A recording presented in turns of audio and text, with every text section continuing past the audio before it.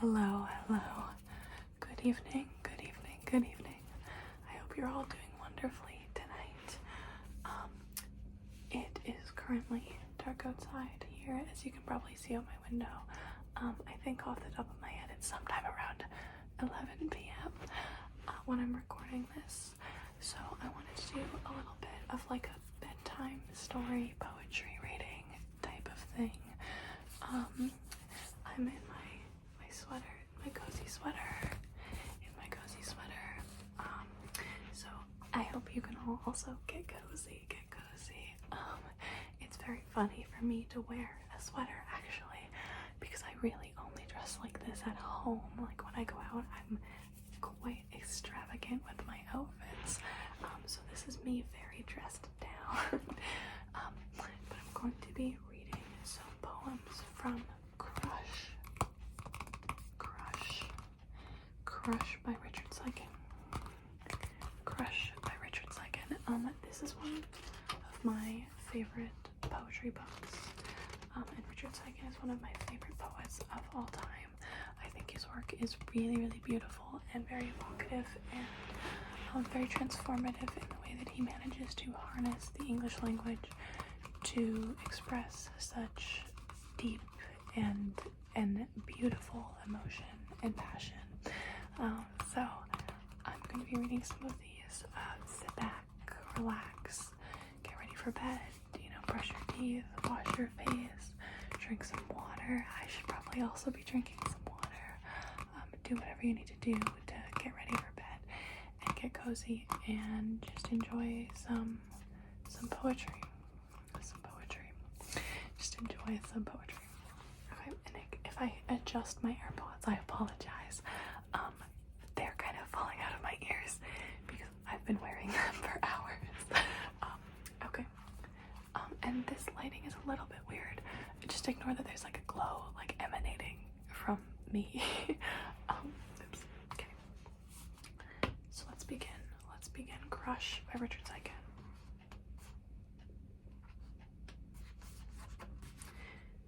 And this version is the Yale University version, published in 2005. It's published in 2005. I am not going to read the foreword. I'm just going to skip straight into the poems. But if you're interested in the foreword, I highly recommend buying a copy of this book. I highly recommend buying a copy of this book no matter what. I think it's beautiful. I think it's very worth it to physically own. So with that being said, well, and I drew that. I don't remember when, but that's me. Not the one, the cross. Scheherazade. I don't quite know how to pronounce this, but funnily enough, in a class I took last semester, we spoke of her myth specifically. And I was like, oh, it's like, and I knew of her before, of course, but I could think about this poem the whole time when I was studying. So,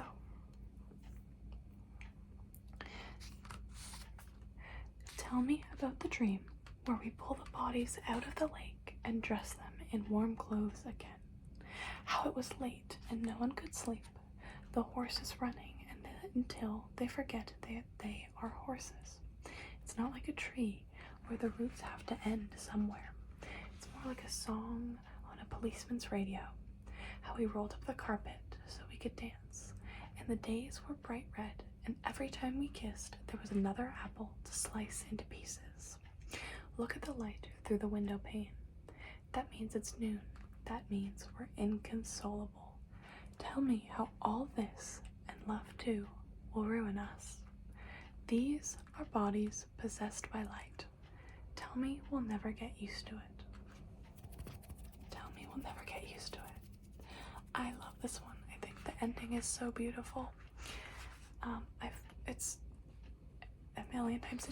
It's really stuck with me. It's one of the first that I ever read from Richard Siken many years ago, before I owned the book, before I'd read a lot of his work. It was just kind of in scattered little snatches across the internet and my exploration of literature, and that one really struck me upon first reading. You can see in this copy where I've annotated it a little bit. I've underlined my favorite bits, and I've done that with a lot of the poems in this book. I love to annotate my books. This one is called Dirty Valentine. There are so many things I'm not allowed to tell you. I touch myself, I dream, wearing your clothes or standing in the shower for over an hour, pretending that this skin is your skin. These hands your hands, these shins, these soapy flanks. The musicians start the overture while I hide behind the microphone, trying to match the dubbing. To the big lips shining down from the screen, we're filming the movie called Planet of Love. There's sex, of course, and ballroom dancing, fancy clothes and water lilies in the pond, and half the night you're a dependable chap, mounting the stairs in lamplight to the bath, but then the 2 white teeth all night, all over the American sky, too much to beat, this constant fingering, your hands a river gesture, the birds in flight, the birds still singing outside the greasy window in the trees. There's a part in the movie where you can see right through the acting, where you can tell that I'm about to burst into tears. Right before I burst into tears and flee to the slimy moonlit riverbed, canopied with devastated clouds. We're shooting the scene where I swallow your heart and you make me spit it up again. I swallow your heart and it crawls right out of my mouth. You swallow my heart and flee, but I want it back now, baby. I want it back. Lying on the sofa with my eyes closed, I didn't want to see it this way. Everything eating everything in the end. We know how the light works. We know where the sound is coming from. Verse, chorus, verse. I'm sorry. We know how it works. The world is no longer mysterious. I think this one is really beautiful as well. The part of this poem that really hits the hardest for me is the part where he says we're shooting the scene where I swallow your heart and you make me spit it up again. And also when he says, you swallow my heart and flee, but I want it back now. I really love that part. I think it's quite beautiful. Next up we have Little Beast. Little Beast, Little Beast, Little Beast, Little Beast. An all-night barbecue. Oh, this is one. There's little numbered sections here. 1. An all-night barbecue. A dance on the courthouse lawn. The radio aches a little tune that tells the story of what the night is thinking. It's thinking of love. It's thinking of stabbing us to death and leaving our bodies in a dumpster. That's a nice touch. Stains in the night. Whiskey and kisses for everyone. Tonight, by the freeway, a man eating fruit pie with a buck knife carves the likeness of his lover's face into the motel wall. I like him, and I want to be like him. My hand's no longer an afterthought. Someone once told me that explaining is an admission of failure. I'm sure you remember. I was on the phone with you, sweetheart. History repeats itself. Somebody says this. History throws its shadow over the beginning, over the desktop, over the sock drawer with its socks, its hidden letters. History is a little man in a brown suit trying to define a room he is outside of. I know history. There are many names in history, but none of them are ours. He had green eyes, so I wanted to sleep with him. Green eyes flecked with yellow, dried leaves on the surface of a pool. You could drown in those eyes, I said. The fact of his pulse, the way he pulled his body in, out of shyness or shame or a desire not to disturb the air around him. Everyone could see the way his muscles worked, the way we look like animals, his skin barely keeping him inside. I wanted to take him home and rough him up and get my hands inside him, drive my body into his like a crash test car. I wanted to be wanted, and he was very beautiful, kissed with his eyes closed and only felt good while moving. You could drown in those eyes, I said. So it's summer, so it's suicide, so we're helpless in sleep and struggling at the bottom of the pool. It wasn't until we were well past the middle of it that we realized the old dull pain whose stitched wrists wrists and clammy fingers, far from being subverted, had only slipped underneath us, freshly scrubbed. Mirrors and shop windows returned our faces to us, replete with the tight lips and the eyes that remained eyes and not the doorways we had hoped for. His wounds healed, his skin a bit thicker than before, scars like train tracks on his arms and on his body underneath his shirt. We still groped for each other on the back seats or in parked cars, as the road around us grew glossy with ice, and our breath softened the view through the glass already laced with frost. But more frequently, I was finding myself sleepless, and he was running out of lullabies. But damn if there isn't anything sexier than a slender boy with a handgun, a fast car, a bottle of pills. What would you like? I'd like my money's worth. Try explaining a life bundled with episodes of this. Swallowing mud, swallowing glass, the smell of blood in the first 4 knuckles. We pull our boots on with both hands, but we can't punch ourselves awake, and all I can do is stand on the curb and say, "Sorry about the blood in your mouth. I wish it was mine." I couldn't get the boy to kill me, but I wore his jacket for the longest time. This one is one of my favorite poems in the book. I feel like every time I read it, I have to sit with it for a long time and think about it. The last section, section 7, is my favorite. It really means a lot to me. I think I keep repeating the sentiment that it's very beautiful, but it really is. The sentence, "Sorry about the blood in your mouth, I wish it was mine," has always very deeply impacted me. So I think that one is an extremely valuable poem that I quite love. Next up, we have Seaside Improvisation. I take off my hands and I give them to you, but you don't want them, so I take them back and put them on the wrong way, the wrong wrists. The yard is dark, the tomatoes are next to the whitewashed wall, the book on the table is about Spain, the windows are painted shut. Tonight you're thinking of cities under crowns of snow, and I stare at you like I'm looking through a window, counting birds. You wanted happiness. I can't blame you for that. And maybe a mouth sounds idiotic when it blathers on about joy, but tell me you love this, tell me you're not miserable. You do the math, you expect the trouble. The seaside town, the electric fence. Draw a circle with a piece of chalk. Imagine standing in a constant cone of light. Imagine surrender. Imagine being useless. A stone on the path means the tea is not ready. A stone in the hand means somebody's angry. The stone inside you still hasn't hit bottom. I like that one. I don't have a lot to say about it because it doesn't, all of the poems in this book impact me greatly, but I just like this one. I don't feel like I connect to it as deeply as some of the others, just because of who I am and my experiences, but I think this one has a lot of merit.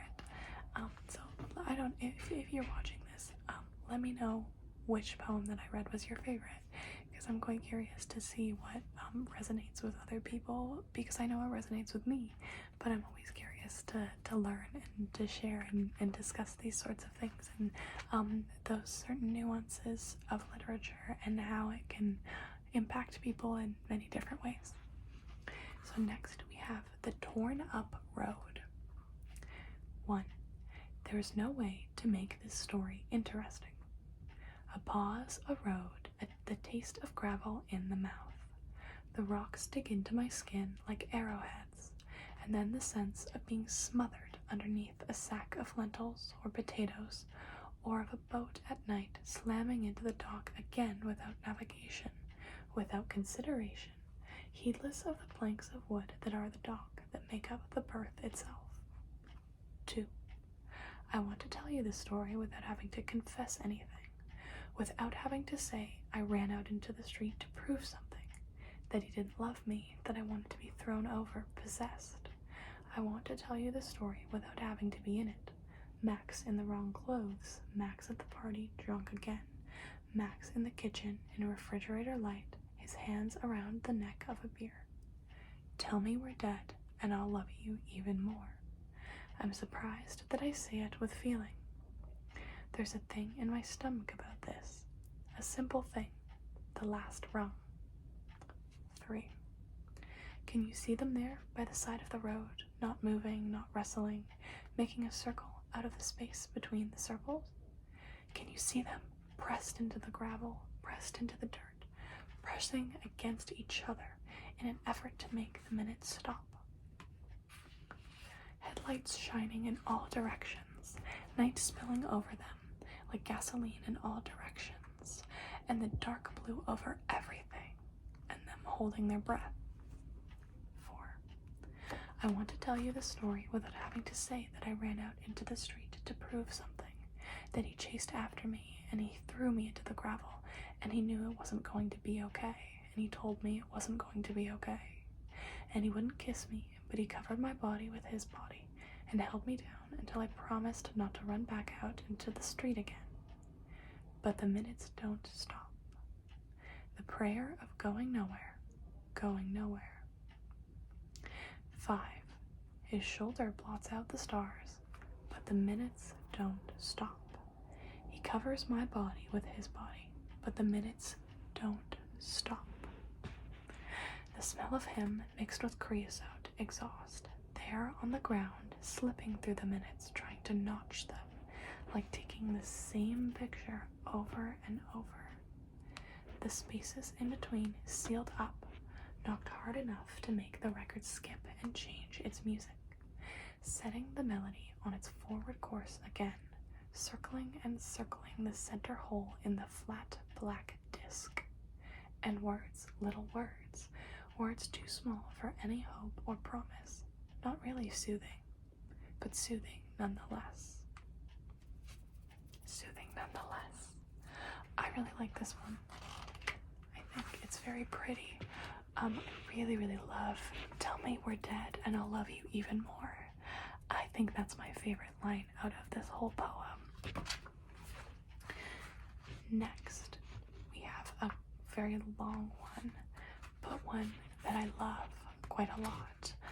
And I think I'm going to finish reading that one and then end the video here, because then we'll be on section 2.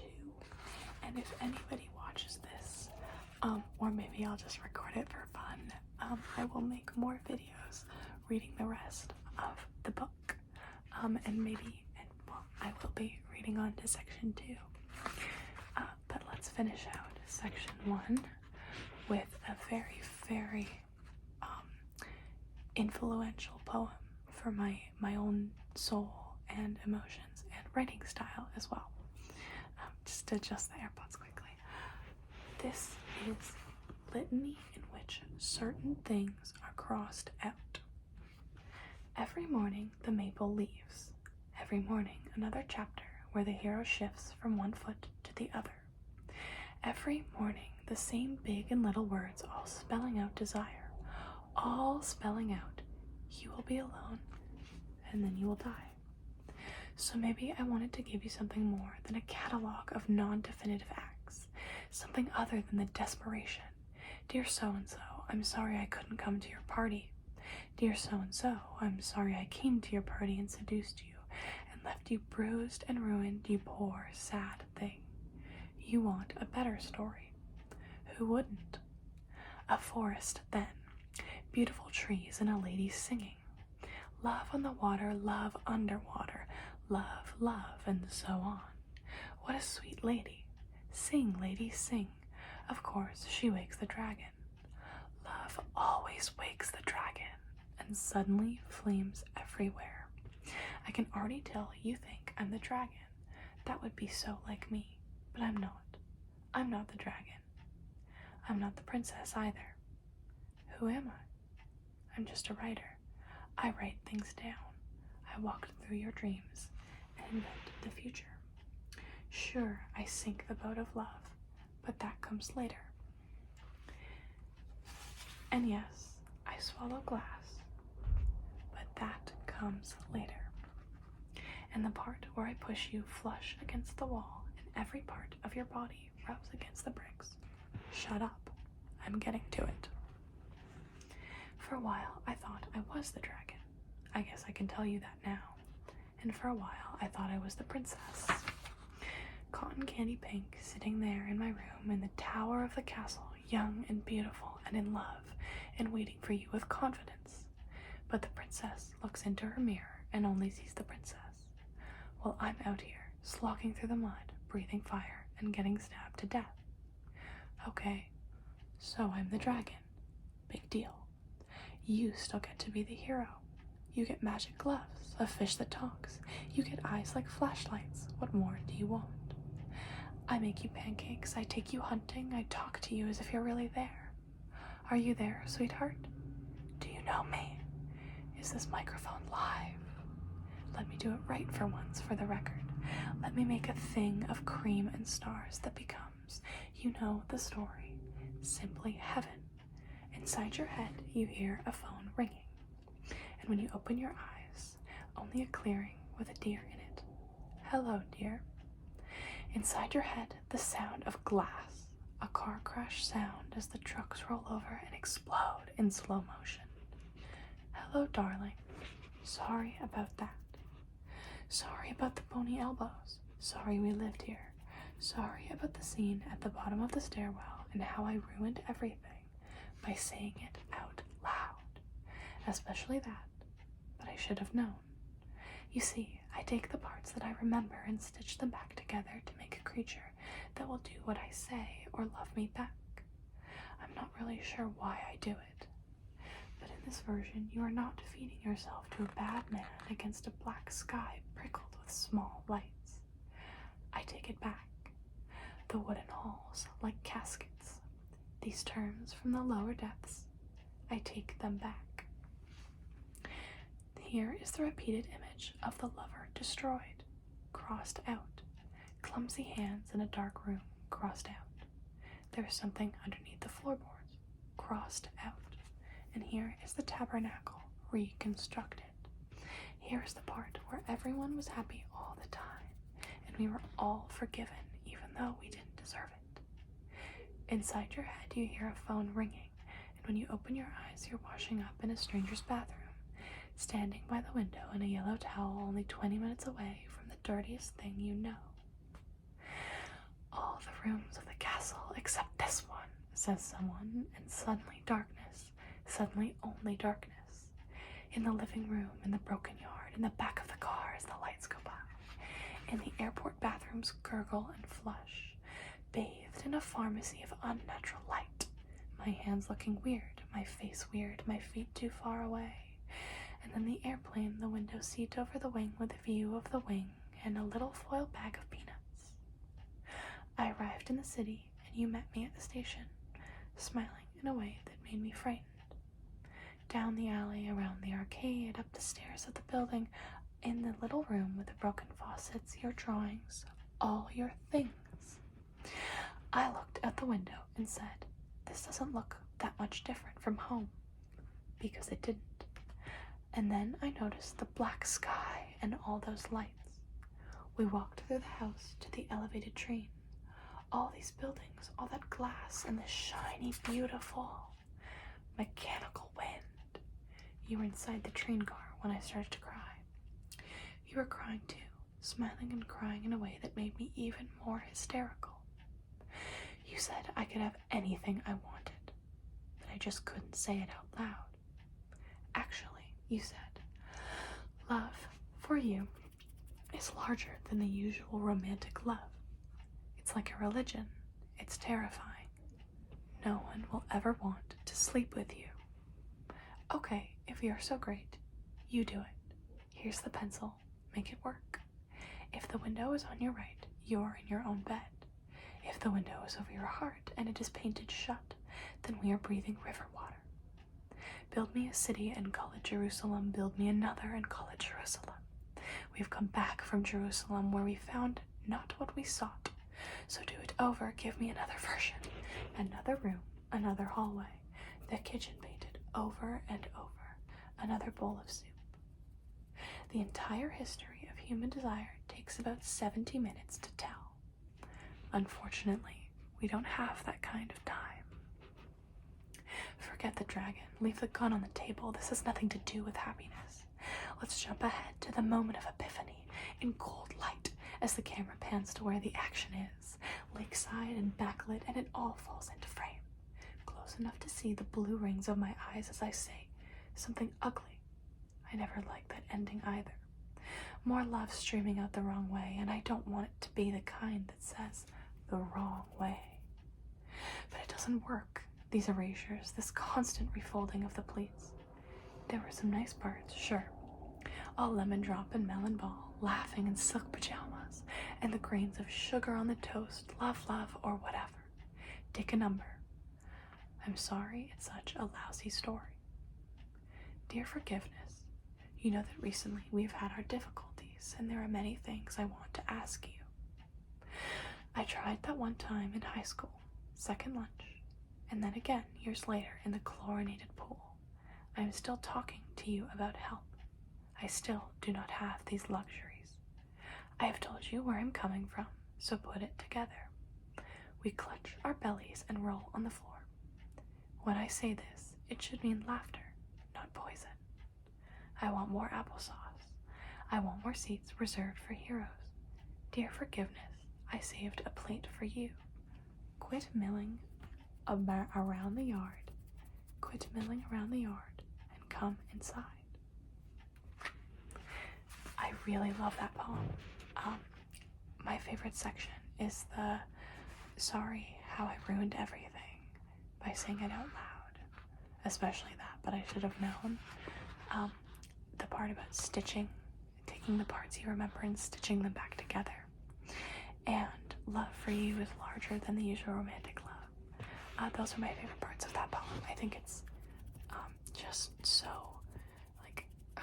it's so evocative. And so, it really puts you in a certain state of thinking and processing and memory. Memory is so important to the poems that I've read so far in Crush. And it's quite a prevalent theme throughout the whole collection. So I hope you enjoyed that. That's going to be it for now. I hope you have a wonderful sleep. I hope you have a wonderful sleep and a wonderful